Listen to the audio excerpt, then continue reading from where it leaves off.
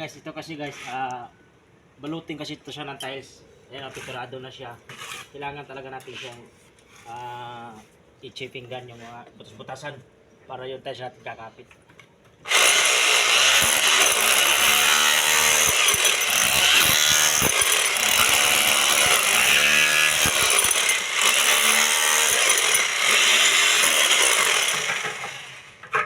Dapat pala to siya, hasain mo to Budoy.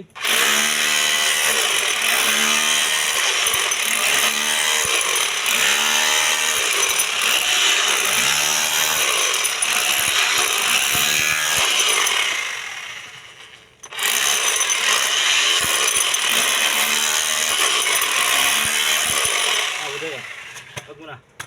Wag mo na, wag. Ayan guys, dapat ito rin yung isa to guys, ano. Yan. Babalutin kasi ito siya ng tiles. Katulad nito guys. Ayan o. Naka-tiles kasi yan, kaya balutin siya. Ayan guys, salamat.